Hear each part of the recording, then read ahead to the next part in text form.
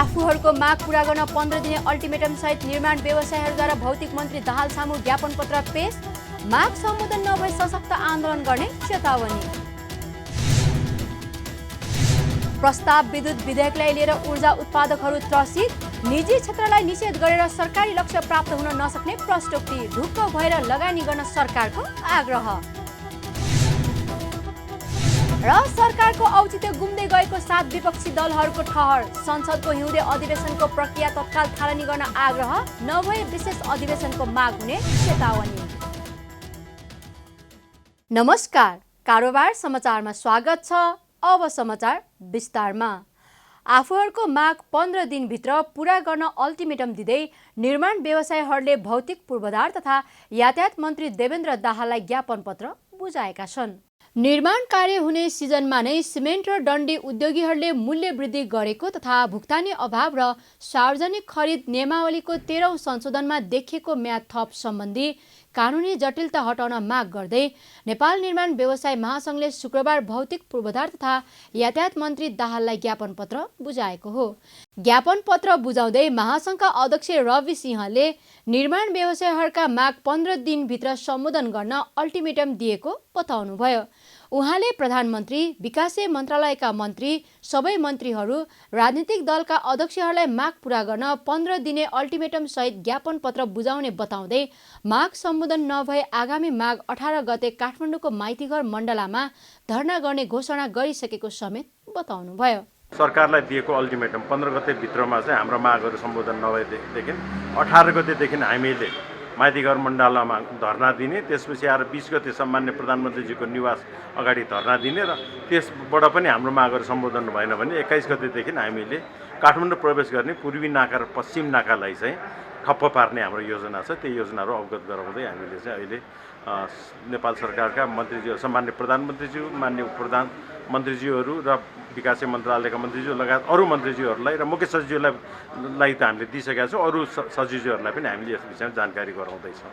निर्माण व्यवसायीहरूले आफूहरूको माग सम्बोधन गर्न मागसहित सरकार विरुद्ध चरणबद्ध सडकमा जाने घोषणा गरेका छन्।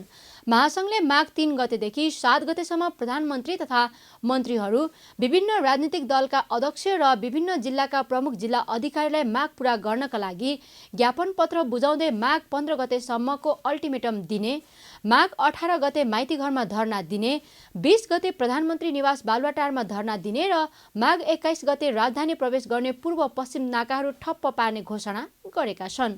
त्यसपछि पनि सरकारले व्यवसायीहरूका माग सम्बोधन नगरे राष्ट्रिय गौरवका आयोजना सहित सबै खालका निर्माण कार्य ठप्प पारी आन्दोलन थप सशक्त पार्ने घोषणा समेत गरेका छन्। दैलेखको भैरवी गाउँपालिका 1 जलजलेमा पेट्रोलियम पदार्थ अन्वेषणको ड्रिलिङ कार्य सम्पन्न भएको छ। गत वैशाख 23 गतेदेखि सुरु गरिएको ड्रिलिङ कार्य सम्पन्न भएसँगै भेटिएको नमुना लिएर विज्ञ टोली चीन प्रस्थान गरेका हुन्।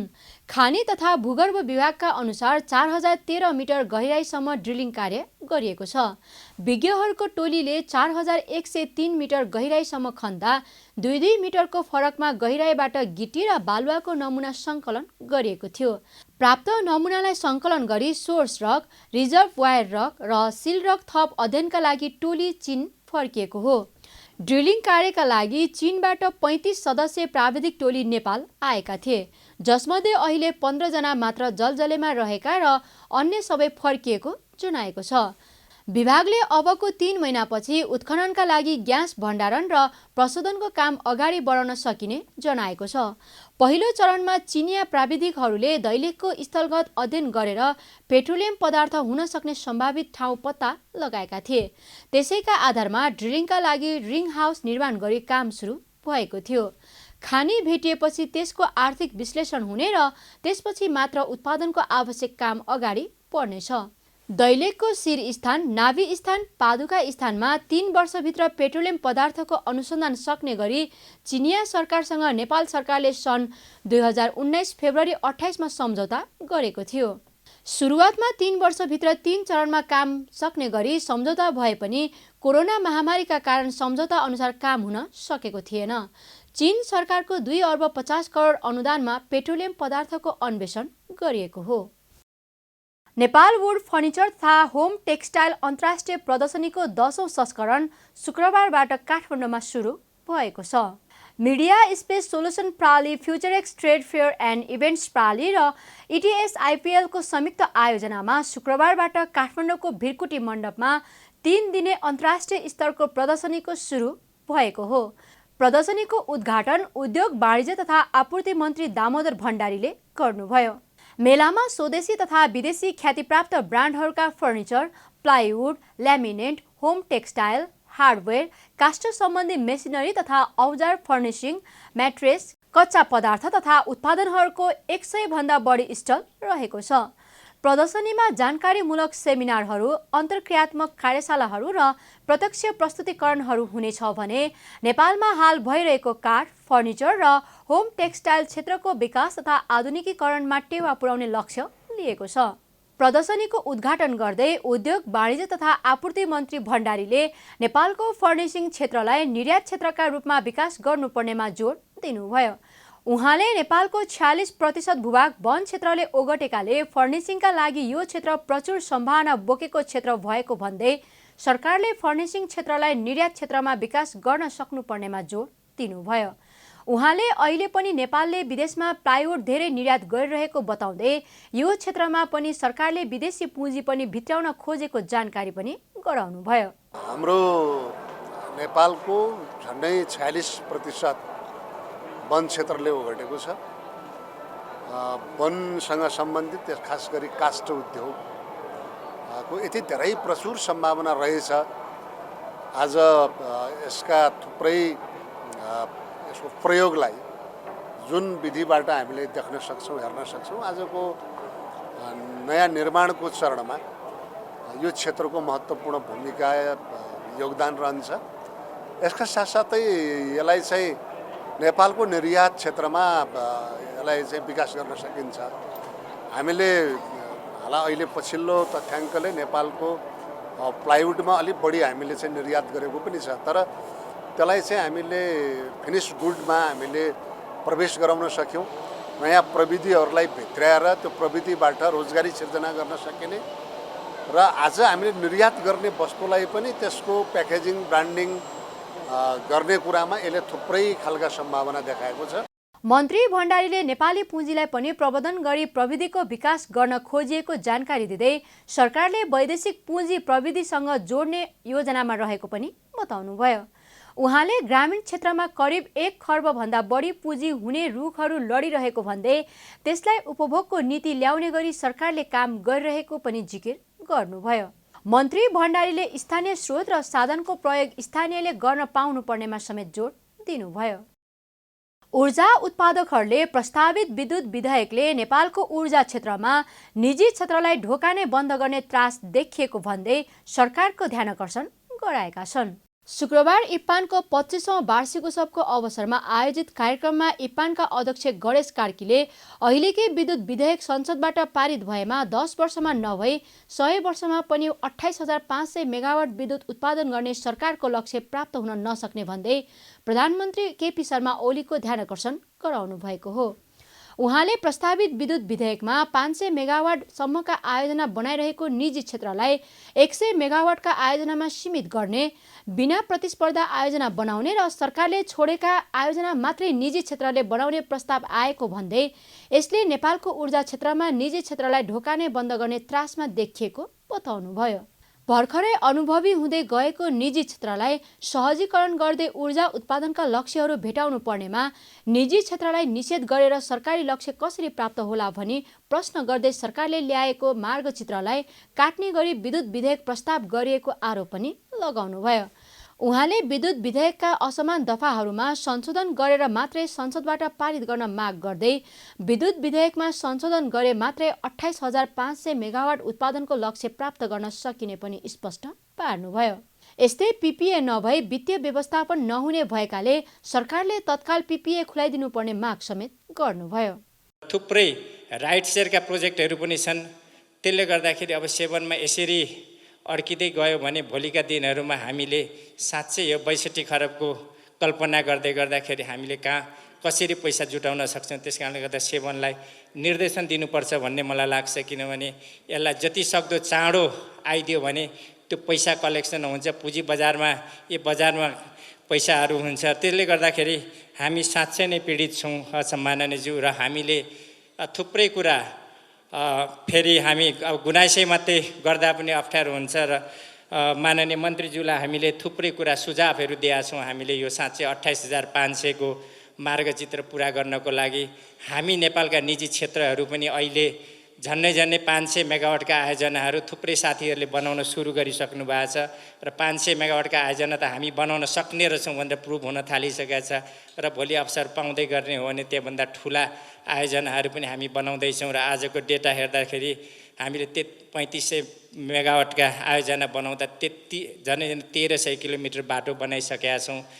इप्पानका अध्यक्ष गणेश कार्कीले जलविद्युत आयोजनालाई आइपिओमा झार्न नेटवर्थ पुगेन भनेर आइपिओको अनुमति रोक्ने काम सेबोनबाट भइरहेको गुनासो पनि गर्नुभएको छ। उहाँले ऋण लिएर बनाएको आयोजनाले विद्युत उत्पादन गर्ने बित्तिकै नाफा कमाउन नसक्ने नेटवर्थको कुरा देखाएर स्वदेशी सङ्कलनको बाटो रोकिन नहुने बताउनुभयो।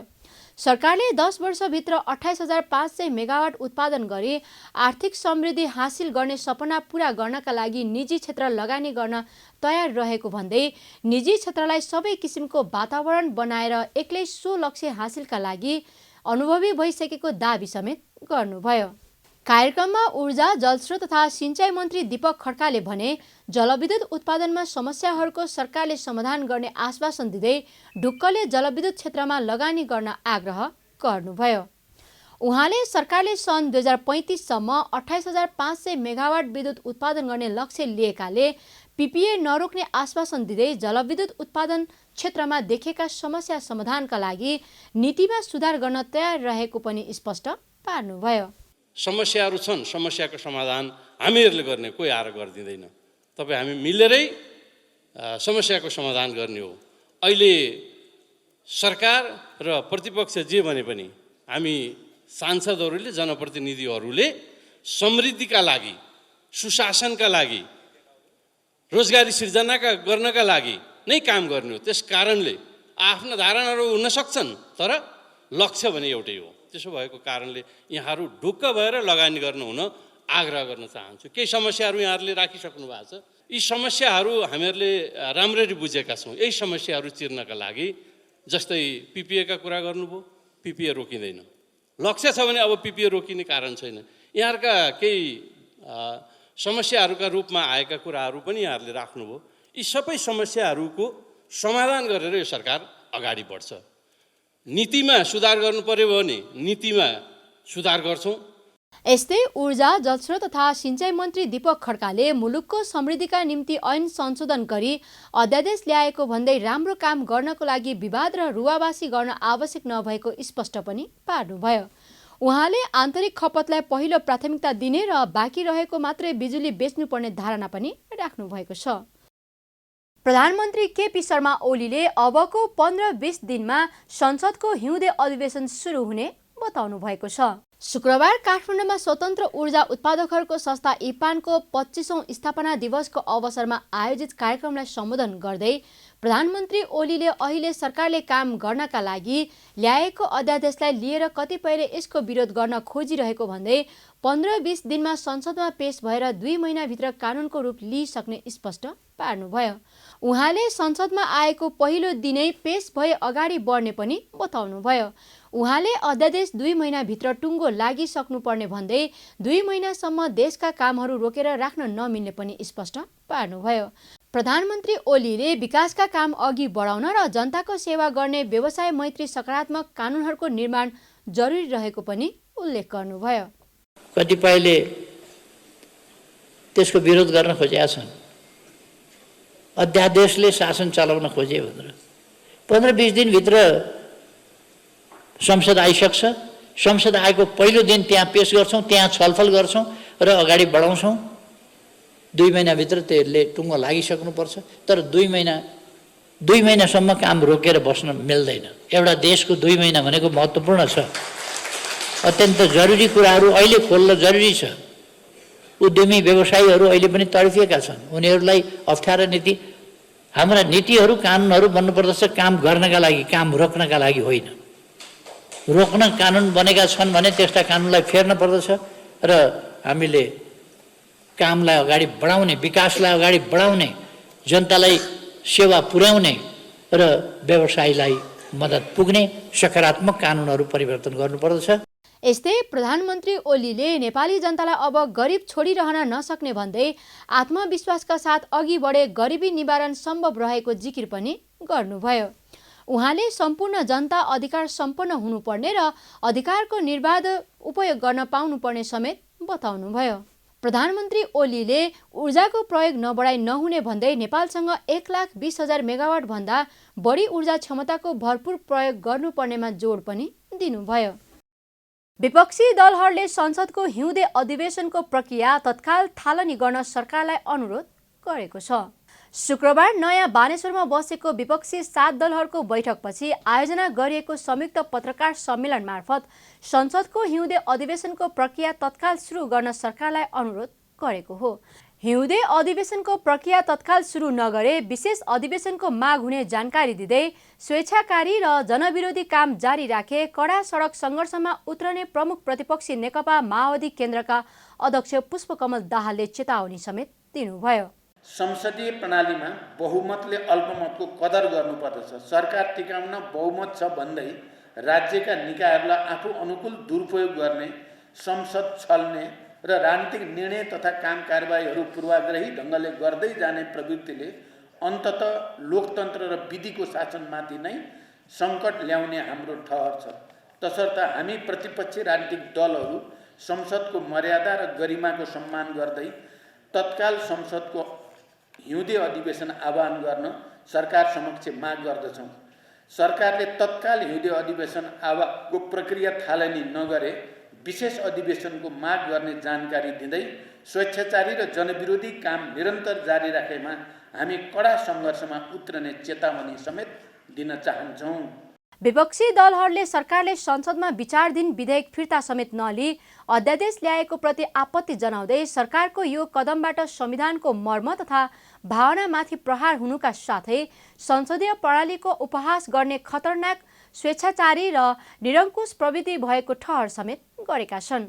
माओवादी केन्द्रका अध्यक्ष दाहालले सरकार र सत्तारूढ गठबन्धनका दलहरूको निहित स्वार्थ पूर्तिका लागि संसदलाई छलेर राष्ट्रको दूरगामी भविष्यमा गम्भीर असर पर्ने प्रकृतिका कानुनहरू अध्यादेश मार्फत ल्याउने कदमको प्रतिपक्षी दलहरू घोर भत्सना गर्ने निर्णय भएको जानकारी दिनुभयो। विपक्षी दलहरूले सरकारले भूमाफिया तथा भ्रष्टाचारीलाई संरक्षण गर्ने नियतले भूमि अध्यादेश जारी गरिएको आरोप समेत लगाएको छ। यस्तै सरकार विद्युत बक्यौता नतिर्नेहरूको पक्षमा उभिएको, देशमा महँगी तथा भ्रष्टाचार बढ्नुका साथै सुधारोन्मुख अर्थतन्त्र झनै समस्यातर्फ उन्मुख गराउन लागेको, सत्तारूढ दलका भ्रष्टाचारमा मुछिएका नेता तथा कार्यकर्तालाई उन्मुक्ति दिने प्रपञ्च गरिरहेको, सहकारी ठगीमा आफू निकटलाई जोगाउने र विपक्षीहरूमाथि प्रतिशोधपूर्ण र पूर्वग्राही तवरले अनुसन्धान र अभियोजना प्रक्रिया अगाडि बढाउने गरेको, सहकारी पीडितहरूलाई न्याय दिनुका साटो उल्टै थप पीडा दिने गरी अध्यादेश जारी गरेको लगायतको आरोप लगाउँदै सरकारको जनस्तरबाटै चर्को विरोध हुन तथा अध्यादेशको भर पर्नुपर्ने अवस्थाले सरकारले सरकार सञ्चालनको नैतिक आधार गुमाइसकेको प्रष्ट भएको पनि उल्लेख गरेको छ। भूमिहीन तथा सुकुम्बासी जनतालाई जग्गा उपलब्ध गराउने बहानामा भूमाफिया तथा भ्रष्टाचारीहरूलाई संरक्षण गर्ने नियतले अध्यादेश जारी गरिएको छ। सरकार विद्युत महसुलको बक्यौता नतिर्नेहरूका पक्षमा उभिएको छ। देशमा महँगी र सार्वजनिक ऋण बढेको छ। सुधारोन्मुख अर्थतन्त्र झनै समस्यातर्फ उन्मुख भइरहेको छ। सत्तारूढ दलका भ्रष्टाचारमा मुछिएका नेता तथा कार्यकर्तालाई यो वा त्यो बहानामा उन्मुक्ति दिने प्रपञ्च भइरहेको छ। गृह प्रशासन र महान्यायाधिवक्ताको कार्यालय मार्फत कानुनी प्रक्रियामा दलीय छाया र विधिको चरम राजनीतिकरण गर्दै सहकारी ठगीमा आफू निकटलाई जोगाउने र विपक्षीहरूमाथि प्रतिशोधपूर्ण र पूर्वाग्रही तवरले अनुसन्धान र अभियोजन प्रक्रिया अघि बढाइएको छ। सहकारी पीडितहरूलाई न्याय दिनुको साटो उल्टै थप पीडा दिने किसिमले सहकारी अध्यादेश जारी गरिएको छ। बहुमतको दम्बमा सरकारले एकपछि अर्को चाल्दै आएका यस्ता जनविरोधी कार्यको जनस्तरबाटै चर्को विरोध हुन थालेपछि संसदमा प्रतिरक्षा गर्न नसकी अध्यादेशको भर पर्नुपर्ने अवस्थाले सत्तारूढ गठबन्धनले सरकार सञ्चालनको नैतिक आधार गुमाइसकेको प्रष्ट हुन्छ। पत्रकार सम्मेलनमा माओवादी केन्द्र सहित राष्ट्रिय स्वतन्त्र पार्टी, राष्ट्रिय प्रजातन्त्र पार्टी, नेकपा एकीकृत समाजवादी, राष्ट्रिय जनमोर्चा, आम जनता पार्टी र नेपाल समाजवादी पार्टीका प्रमुख नेताहरूको सहभागिता रहेको थियो।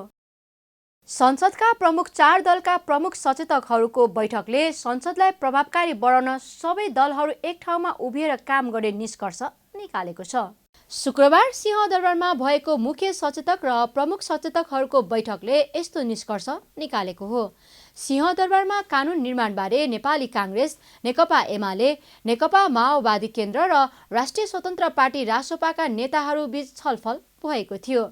छलफलपछि एमाले प्रमुख सचेतक महेश बर्तौलाले सरकारले संसदलाई दिएको बिजनेस वा विधेयकहरू छिटो छरिटो ढङ्गबाट कानुन निर्माणको तहमा पुर्याउन संसदीय दलहरूले भूमिका खेल्ने विषयमा छलफल भएको जानकारी दिनुभयो।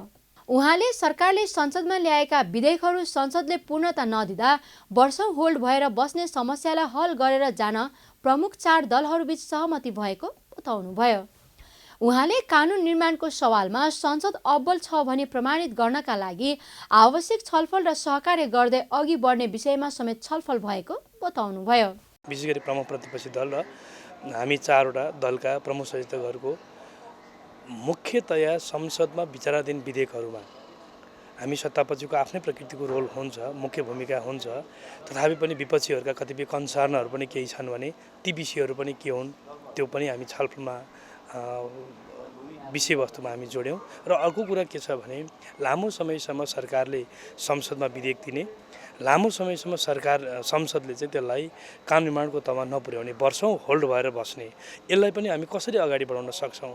आगामी दिनमा सरकारले संसदलाई दिएको बिजनेस वा विधेयकहरूलाई छिटो छरिटो ढङ्गबाट कानुन निर्माणको तहमा पुर्याउन हामी सांसदहरूले वा हामी संसदीय दलहरूले संसदमा कुन प्रकारले भूमिका खेल्ने हो, यसमा नियमहरूलाई अझ व्यवस्थित गरेर समय सीमा निर्धारण गरेर जानुपर्छ भने त्यो पाटोमा हामी कसरी सोच्छौँ, यी लगायतको विषय पनि हामीले विषयहरूमा छलफल गऱ्यौँ।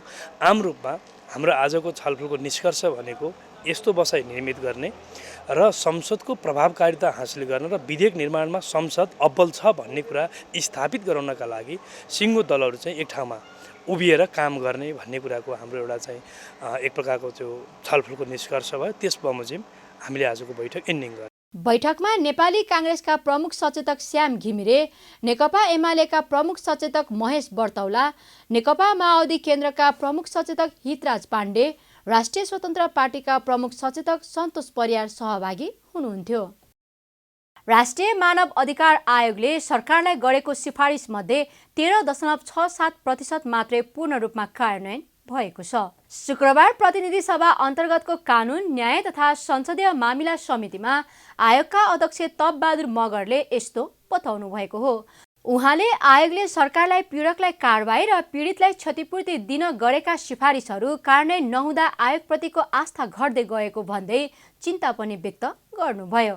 उहाँले चालु आर्थिक वर्षको आरम्भदेखि हालसम्म आयोगमा 31 वटा उजुरी दर्ता गरिएकोमा 26 वटा उजुरीका सम्बन्धमा सरकारलाई सिफारिस गरेको तथा 34 वटा उजुरीहरू तामेलीमा राख्ने तथा खारेजी गर्ने निर्णय भएको जानकारी पनि दिनुभयो।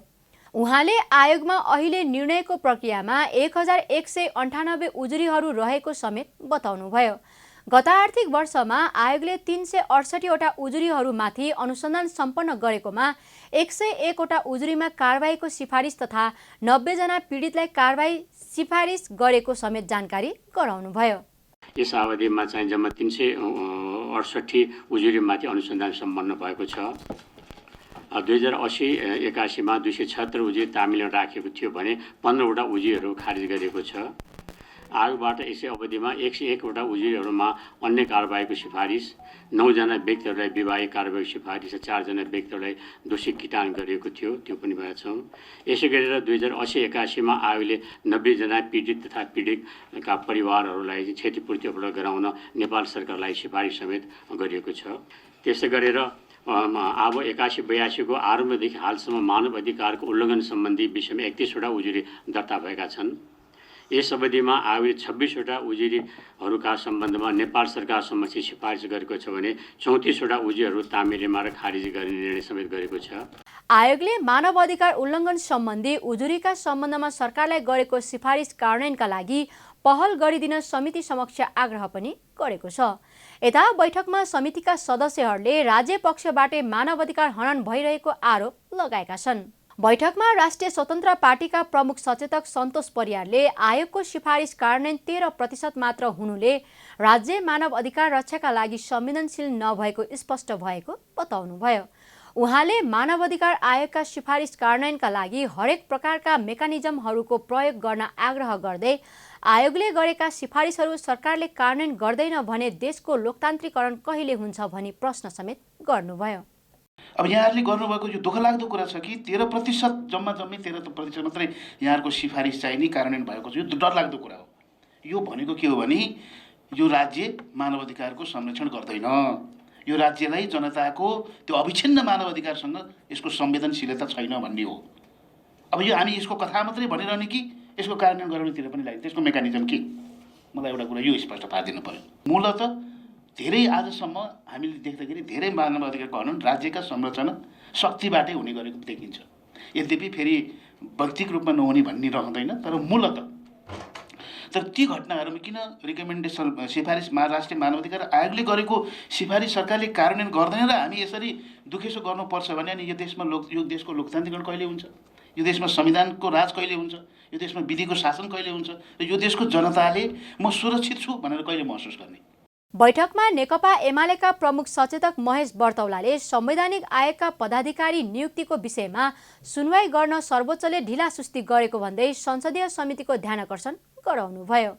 सम्मानित सर्वोच्च अदालतले यस्ता विषयहरूका सन्दर्भमा ठिक ढङ्गबाट ठिक समयमा ठिक प्रकारले न्याय सम्पादन हुने कुरा गरिनुपर्छ।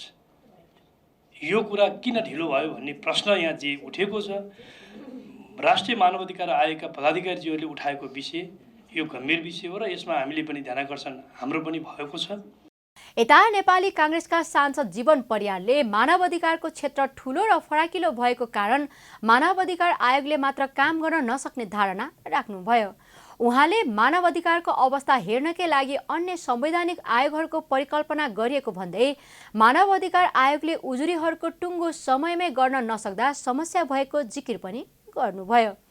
उहाँले सर्वोच्च अदालत र सरकारलाई प्रश्न गर्नु पूर्व आफ्ना जिम्मेवारी पूरा गर्न मानव अधिकार आयोगलाई आग्रह समेत गर्नुभयो। उहाँले मानव अधिकार हनन भयो भनेर आएको उजुरीकर्ताले कति वर्षपछि न्याय पाउने हो भन्दै प्रश्न समेत गर्नुभयो।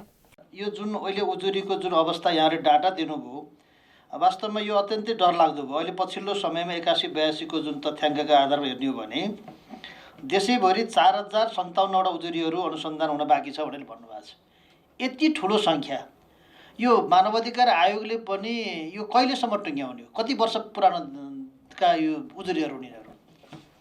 हामीले भन्न त अघि कुरा उठ्यो, सर्वोच्चले पनि कहिलेसम्म गर्ने भन्ने कुरा उठायौँ।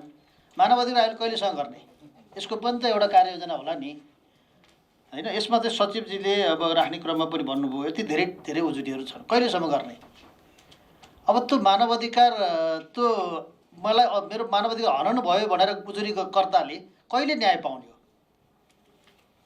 हामी अदालतले त प्रश्न गरिरहेछौँ, तर स्वयं हाम्रो मानवाधिकार आयोगले यसमा ढिलासुस्ती भयो, के कति कारणले भयो भन्ने बारेमा पनि प्रश्न स्वाभाविक रूपमा उठ्छ भन्ने लाग्छ मलाई। समिति बैठकमा राष्ट्रिय मानव अधिकार आयोगले गरेका काम कारबाहीका सम्बन्धमा छलफल भएको थियो। कर्णालीका हिमाली जिल्लाहरूमा हिमपात सुरु भएको छ। मुगु, हुम्ला र उपल्लो डोल्पा लगायतका क्षेत्रमा हिमपात सुरु भएको हो। मौसममा फेरबदलले बाक्लो बादल लागेका कारण दिउँसोदेखि हिमपात भएको छ। हुम्लाको सदरमुकाम लगायतका अन्य क्षेत्र र मुगुको माथिल्लो क्षेत्रका साथै उपल्लो डोल्पामा हिमपात सुरु हुँदा चिसो बढेको छ। यति बेला परेको हिउँले जेठासी बालीको उत्पादन राम्रो हुने भन्दै किसानहरू भने खुसी देखिएका छन्। हिमपातका कारण बढेको चिसोले सदरमुकाम हुम्लाको सिमकोट सहित उत्तरी नाम्खा गाउँपालिकामा जनजीवन प्रभावित बनाएको छ। हिमपात भइरहेकाले यहाँका स्थानीय चिसोले घर बाहिर निस्कन नसकेको बताएको छ। हिमपात हुँदा यहाँको तापक्रम माइनसमा झरेको छ। कारोबार समाचारमा अब सुन चाँदी र विदेशी विनिमय दर सम्बन्धी जानकारी।